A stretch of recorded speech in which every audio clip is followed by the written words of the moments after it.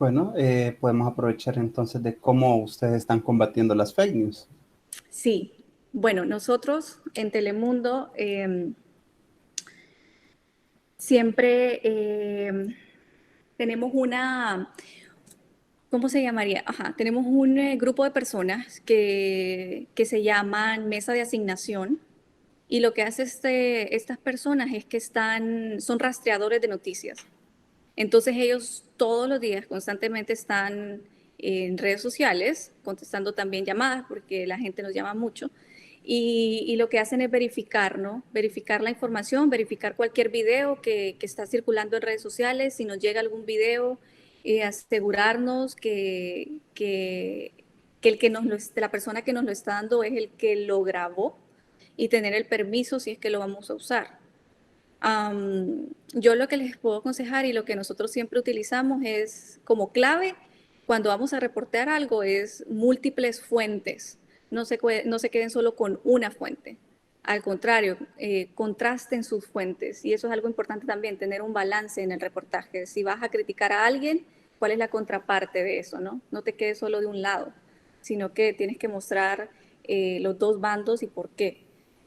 Entonces eso de tener múltiples fuentes minimiza el riesgo de que sea algo falso, pero siempre cuentas verificadas, siempre tienen que asegurarse que sean cuentas verificadas, que sean links oficiales y algo que también pueden tomar en cuenta es que si ustedes ven una información que es muy emocional, o sea, un tweet, una publicación en Facebook así que se vuelve como con informaciones muy emocionales, duden de ellas porque usualmente las noticias falsas tienden como mucho a, a Ujú. criticar o mucho a hablar mal y lo que quieren es apelar a nuestras emociones, pero no nos están dando en realidad información, sino que solo nos están haciendo reaccionar ante algo. Así que duden de eso y algo que me llamó la atención es que se ha hecho como tan fácil, ¿verdad? O sea, son igual de contagiosas estas noticias falsas que el mismo coronavirus ahora en día. O sea, prácticamente es el otro virus que estamos combatiendo. Entonces, la OMS, de hecho, nombró esta tendencia y la llamó infodemia al virus de la desinformación o de las fake news. Así que hay que estar muy atentos con eso porque lo peligroso de esto es que las propagan desde alguien anónimo hasta los mismos presidentes y a veces incluso nosotros, ¿verdad? Los periodistas, si no somos precavidos. Entonces, tengan mucho cuidado con eso. Nosotros lo hacemos así. Esta foto que yo puse acá, no sé si ustedes la habían visto, pero se hizo muy viral. Lo que decían de esta foto es que eran Los muertos. los muertos de Italia, ¿no? Por coronavirus y se volvió muy emotiva porque es, bueno, solo de verla es impactante. Pero cuando nos pusimos a investigar, en realidad esta foto es del 2013, sí es de Italia, pero esos son ataúdes con migrantes africanos que habían fallecido en un naufragio. Pero alguien la agarró, empezó a colocarle, ay, así está la situación en Italia, los números de muertos siguen incrementando, no sé qué. Bueno, y pues obviamente la gente cuando tú ves la foto te impacta, ¿no? Y le empezó a compartir y compartir y compartir y se volvió uno de los fake news que de verdad circularon allí por mucho tiempo hasta que se descubrió que no era cierto, que era una noticia falsa.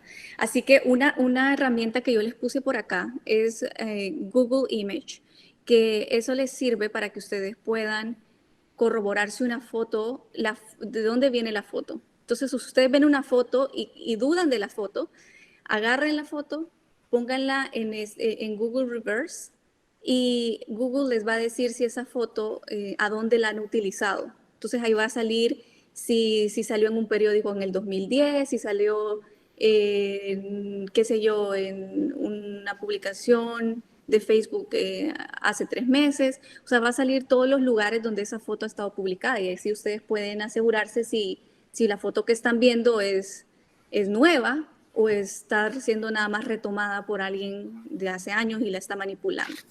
Eso sirve mucho, ¿no? Y es facilísimo de usar. Eso es como un Google, pero de imágenes.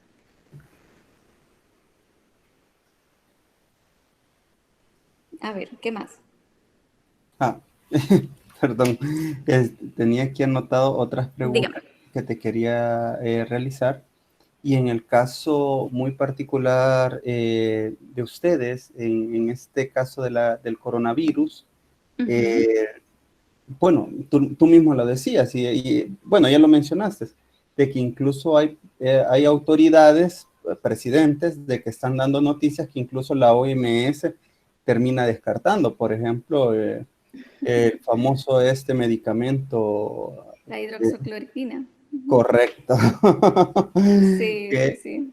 que incluso el mismo presidente Trump hablaba sobre ella y al final la OMS tuvo que desmentir. Eh, ¿Cómo hacen ustedes ese juego? Digo, porque son dos fuentes oficiales. Perdón, muy buena pregunta, pero a ver, dame un segundo. No, en ese caso, bueno, ya sabemos que el fenómeno Trump es un tema aparte, ¿verdad? O sea, podemos pasarnos hablando de él Sí, por toda la no vamos hora a por sí mencionar el de solo. aquí Pero para no bueno, dañar susceptibilidades. pero la verdad es que mm, usamos la fuente oficial del tema que amerita, ¿no? O sea, si estamos hablando de salud, lo que diga el presidente Trump o lo que diga el gobernador o el alcalde es una nada más declaración. Siempre, siempre se va a poner de juicio porque ellos no son médicos, o sea, ellos son mandatarios. Entonces, si están sobre todo recomendando el uso de un medicamento en estos tiempos tan críticos, con mucha más razón vamos a ir a donde a las autoridades como la OMS o el CDC aquí en Estados Unidos para corroborar esa información. O sea, a veces a lo que voy es que dependiendo del tema del que vamos a hablar, es cómo tomamos la información, porque como les decía, o sea, si lo dice la OMS, bueno, lo está diciendo la Organización Mundial de la Salud. Si lo dice el CDC, que es el Centro para el Control de Enfermedades, lo está diciendo el Centro para el Control de Enfermedades. Si lo está diciendo el doctor Fauci, lo está diciendo el doctor Fauci. O sea, allí sí lo vamos a decir, citándolo a él, que lo dijo, que son médicos, que son especialistas en su rama. Ahora, si lo dice alguien más, lo vamos a contrarrestar y quizás lo mencionemos, aunque el presidente dijo eso, o mejor dicho, lo usamos para desmentirlo. El presidente dijo eso, pero hay que aclarar que la OMS confirmó que esta información no es cierta, que todavía se está investigando y que no lo recomiendan como antídoto ni como prevención del coronavirus. Entonces, lo puede decir el muy presidente, pero médico no es. Entonces, yo creo que ya, y sobre todo viniendo de él, ya todo se cuestiona, ¿no? Y Claro. la gente lo sabe, pero aún así es tan fuerte, o sea, y bueno, y ese es otro tema, pero por eso estamos ahí los medios, o sea, para ayudar a la gente que no tiene que creerse lo que muchas veces los líderes mencionan solo por mencionar, o sea, sino que hay que dejarse llevar por los que saben en esa rama, en esa materia. Sí, bueno, incluso el presidente Trump dijo que podían tomar detergente, ¿verdad? Bueno, es que él dijo precisamente ese elemento químico que contiene la hidroxicloroquina está presente en algunos detergentes. Y lo que pasó con esta pareja es que ellos leyeron que en el detergente había ese elemento y se lo tomaron. Bueno, no era detergente, era comida para peces. Entonces se lo tomaron porque leyeron que estaba ese compuesto allí. Pero a eso vamos, o sea, la fuerza de que tiene la información, ¿no? Así que por eso nosotros tenemos que desmentir y sacar a la luz si son mitos o si son falacias. Bueno, Fátima, quisiera dejar unos minutos por si algún alumno bueno, invitados que tenemos en la charla quieren hacer algún comentario o pregunta. Perfecto, voy a quitar esto por acá. Dale. Listo. A a ver chicos, pregúntenme. Hola, buenas tardes. Hola, Buenas tardes, solo saludarla y en sí yo tenía un par de preguntas. Bueno, en sí, la verdad es que estoy súper, asombrado con su trabajo. La verdad, el periodismo no es como una de mis ramas preferidas, pero sí se me hace súper interesante ver como gente de aquí, del país, que está haciendo renombre en otros lados. Entonces, me pone súper orgulloso. Entonces, yo le quería preguntar a usted si hay alguna métrica o alguna guía para hacer un reportaje, o al final todo es como decisión del propio reportero. No, no, no. Como les decía, eso es un trabajo en equipo, ¿no? Y todo comienza desde... El reportero plantea las ideas. El reportero plantea las ideas porque el que anda en la calle es el que sabe lo que está pasando y es el que conversa con la gente y la gente te cuenta cosas que te las cuenta como su diario vivir, pero que con el olfato periodístico uno se da cuenta, uy, ahí hay una historia, uy, ahí hay una necesidad de información. Pero cuando tú identificas eso, tú como les decía, en la reunión editorial, tú planteas esas ideas. Y ahí hay un editor y está el director de noticias también y la mesa de asignaciones, todos trabajando en conjunto y dicen, bueno, sí, esa historia creo que está buena, yo creo que podemos contactar entonces al alcalde de, qué sé yo, de San Francisco, a la alcaldesa de San Francisco, pero también necesitas hablar con el representante del Departamento de Salud para ver qué te dice y creo que también hay que preguntarle a la mesa directiva de California de médicos para que lo corroboren. Entonces, entre todos participan o puede ser que alguien diga, mira, yo no veo esa historia, yo no la veo, no creo que está débil, no creo que la gente le interese o no sirve, pero tienes que conseguir esta otra parte. Y algo que muchas veces tratamos nosotros es como de personalizar la información, porque mientras más la gente se siente identificado con una situación, le pone como más interés a la información, porque más que ahora, que hay tanta información, o sea, hasta te cansas, ¿no? De ver tanto por redes sociales, de ver tanto en los noticieros. Entonces, y ahora con el coronavirus como que todo se multiplicó. Así que te pueden decir eso, o sea, no siento que esté la historia ahí, pero yo creo, y por experiencia, ya me ha pasado.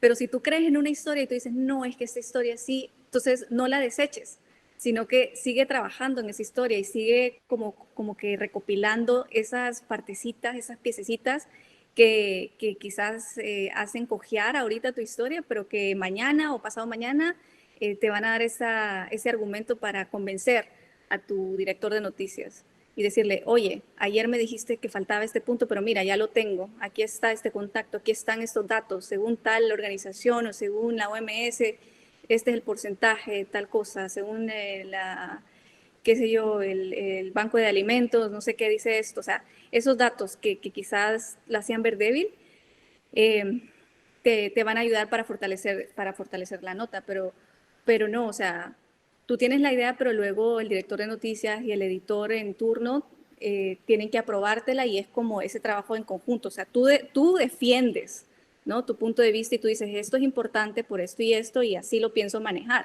O sea, tú ya tienes la idea y por esto eso del periodismo no es un trabajo, es un estilo de vida, porque tú no dejas de pensar en qué vas a hacer más tarde, qué vas a hacer mañana, en qué dijo tal persona ahora. Yo en mi reportaje dije esto, pero la OMS ya volvió a decir otra cosa. Ay, no, entonces, bueno, tengo que estar al día con esto. Entonces, es un estilo de vida, no es que termino a las 7 de trabajar y ya me desconecto. No, no, no, para nada. O sea, siempre estamos ahí dándole vuelta a todo. Así que, como le decía, es una decisión en conjunto, pero el periodista si sabe defender sus notas, pues ven la luz. La licenciada Callejas, no sé si quiere hacer usted la pregunta, ¿le? Órale.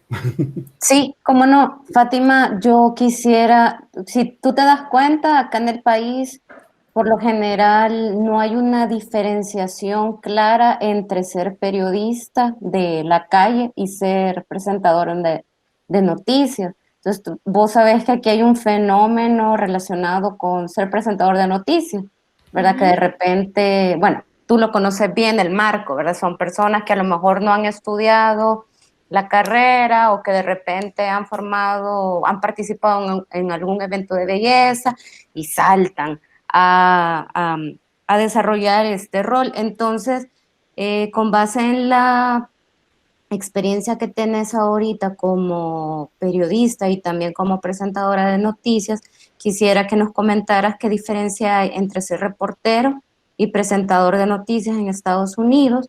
Y por otra parte, si es importante tener un récord como periodista para ser mejor presentador de noticias. Sí, voy a empezar por la segunda pregunta. Y sí es importante haber andado en la calle primero antes de quedarse en el estudio, porque la experiencia de la calle te da, como dicen, te agudiza el colmillo que necesita un presentador. Entonces, la calle te sensibiliza, la calle te amplía tus puntos de vista, hablar con la gente te hace entender las circunstancias y te aterriza, ¿no? Ciertas situaciones de cómo le afecta a nuestra audiencia. Y entonces, definitivamente, y si es necesario, no conozco a nadie hasta ahora que no haya sido primero reportero antes de ser presentador, porque precisamente por eso, porque los en vivos, por ejemplo, salir en vivo es una práctica muy, muy importante y que te hace, la verdad, creo que se frizó, ¿me escuchan? Sí, sí, te escuchamos. Bueno, y que te hace, te da todas esas cualidades que necesita un presentador, porque el presentador está en la mesa, ¿no? En la mesa de presentador y tiene que saber improvisar porque probablemente al reportero se va a congelar así como creo que yo me congelé ahorita y ya no lo vamos a ver, entonces hay que quitarlo de la toma y el presentador tiene que terminar la información porque no podemos dejar a la gente a medias. El presentador es el director de banda y tiene que conocer bien todas las canciones, tiene que conocer bien todo el noticiero de inicio a fin, que a tal punto que si se te cae el prompter, tú tienes que saber hablar de la historia, porque uno no llega a sentarse como una máquina solo a leer lo que está allí, ¿verdad? Uno tiene que saber manejar la información y saber improvisar si es necesario.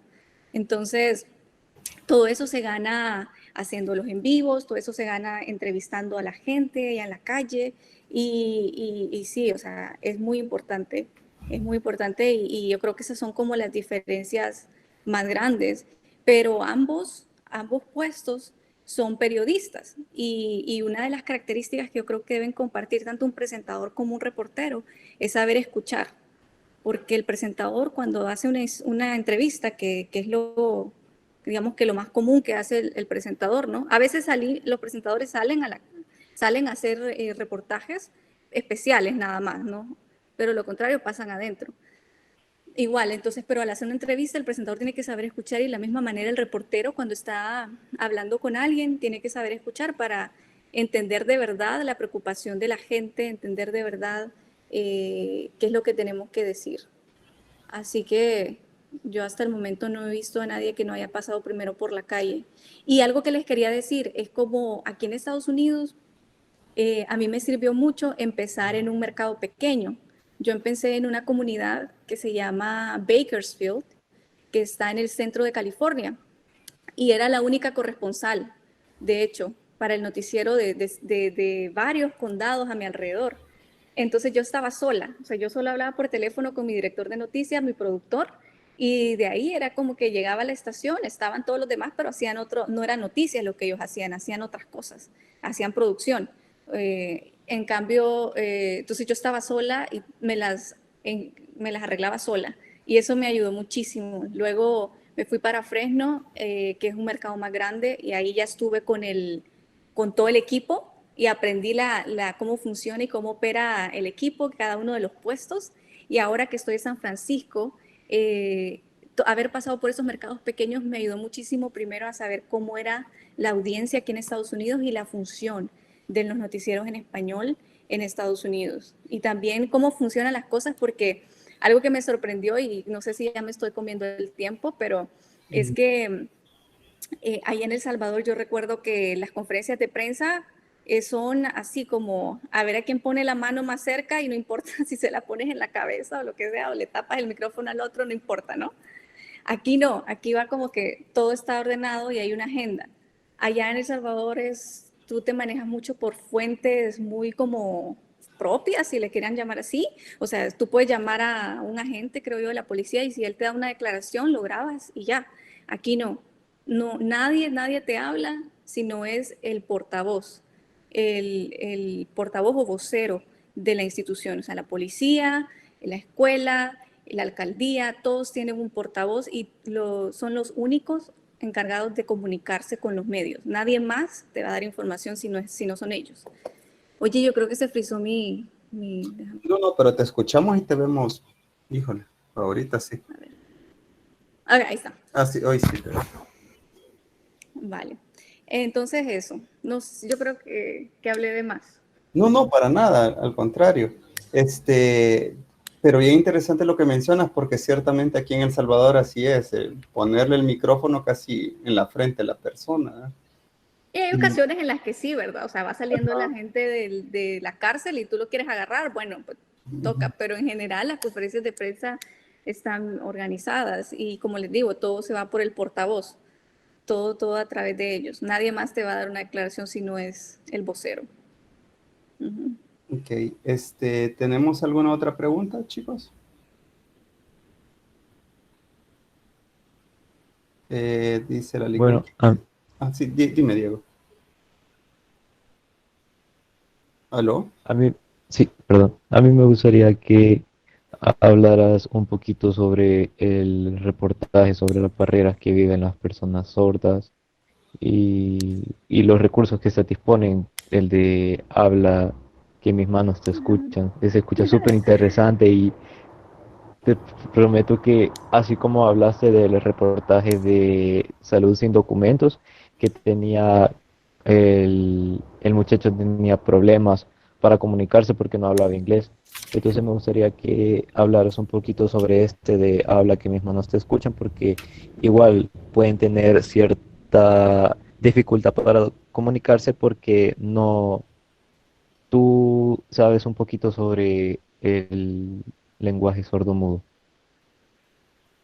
Aprendí nada más cosas cuando en lo que estuve haciendo el reportaje, la verdad, pero era algo que yo siempre he tenido siempre esa meta de aprender desde una vez que tuve una experiencia muy aparte de la televisión con alguien sordomudo y entonces por eso me interesé en ese tema. Ese también se ganó un Emmy, ese reportaje. Lo interesante de eso es de que me decía una de las personas que incluso ha escrito un libro acerca del tema y me decía, yo escribí este libro en inglés, es un anglosajón el que escribió el libro, ¿no? Pero me dice, luego me di cuenta que había tanta necesidad de información para padres que solo hablan español que lo traduje al español y entonces ya lo saqué en español. Y él me contaba algo bien interesante que es que los padres, entre la comunidad hispana siempre hay tabúes, ¿no? Y sabemos, y ese es un reto también para las noticias. Hablando de tabúes, tengo una historia de eso, pero más adelante.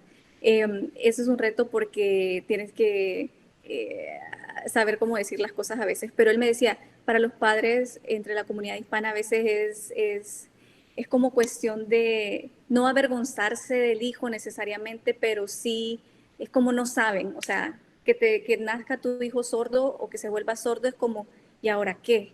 O sea, ahora está discapacitado, ya se terminó sus planes, ya no va a tener las mismas oportunidades que los otros niños, no va a crecer igual. ¿O qué pasó con mi hijo? O sea, hasta aquí llegó y yo lo tengo que mantener y yo lo tengo que velar por él porque él no va a poder ser autosuficiente. Y eso es un gran error. Y con ese reportaje mostramos que la gente sí puede ser autosuficiente, porque esta persona, el protagonista de mi historia, él incluso no lo alcanzamos a grabar, pero en unas semanas después que salió el reportaje, él iba a ir a un concierto de Becky G y había ya solicitado que acomodaran su espacio para tener a un intérprete que está interpretando la canción de Becky G en el concierto en vivo. Entonces, como, wow, está ese recurso. O sea, tú pagaste por tu boleto, pero tienes una discapacidad auditiva, el gobierno o el que está realizando, mejor dicho, el evento, tiene la obligación de acomodarse a ti que pagaste por ir ahí. Entonces, ellos se lo iban a proporcionar, ese recurso. Y así habían recursos. Ese chico era maestro de universidad, enseñándole a gente que no era sorda, enseñándole el idioma, el lenguaje de señas. Y también era interesante porque todos pensamos que el lenguaje de señas es universal y no, o sea, el lenguaje de señas es uno en El Salvador, es otro en España, es otro en Estados Unidos, es otro en Inglaterra. Cambian cosas, igual que a veces el español de Chile con el español de El Salvador.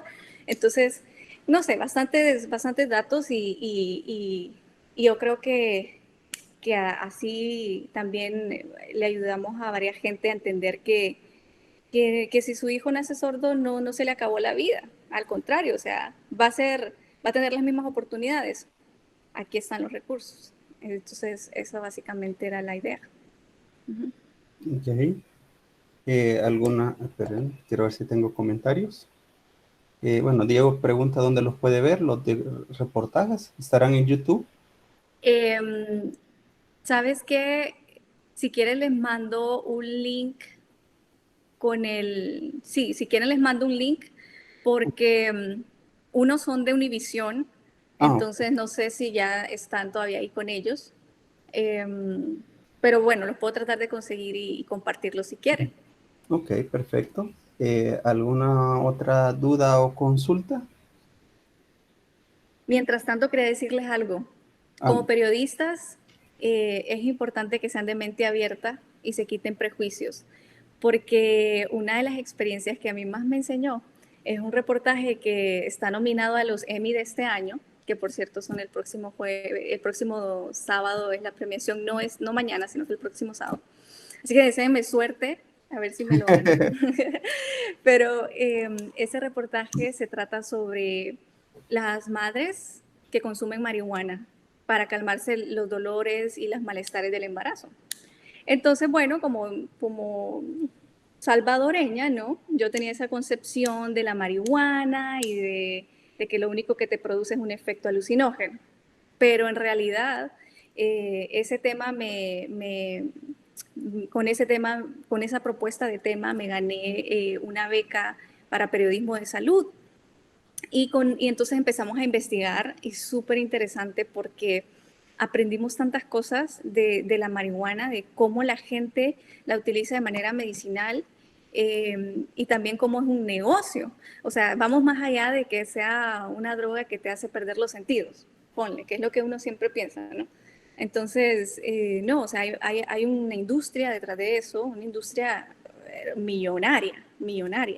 Y hay un nicho de mercado que nunca se me había cruzado a mí por la mente, que son las mujeres embarazadas, que consumen marihuana para quitarse el dolor de espalda, el dolor de cabeza, las náuseas, incluso para el parto, para sentir menos dolor durante el parto, utilizan de cierta manera la marihuana. Entonces, dejemos de lado las concepciones personales, digámoslo así, o sea, esa es información. Entonces lo que hicimos en ese reportaje fue plantear los dos lados de la moneda, ¿no? Por un lado, los médicos que están escépticos todavía sobre si causa problemas o no, porque hay muy pocos estudios, no hay estudios concluyentes sobre la marihuana y el embarazo, a diferencia, mejor dicho, de otras drogas como la cocaína o como el alcohol y el cigarro, que sí se ha comprobado que son malos para el bebé y durante su gestación. Entonces, la marihuana es un tema nuevo que hasta hace poco se ha legalizado en California y en otros estados y que, bueno, se va a continuar legalizando. Así que bueno, ese reportaje nos hizo aprender a todos en la sala de redacción. Nos hizo aprender muchísimo y eso es lo interesante. Por eso les digo que es importante que se quiten los juicios de valor porque este trabajo lo deja a uno sorprendido y con muchas experiencias, la verdad. Ok, pues, bueno, si no hay...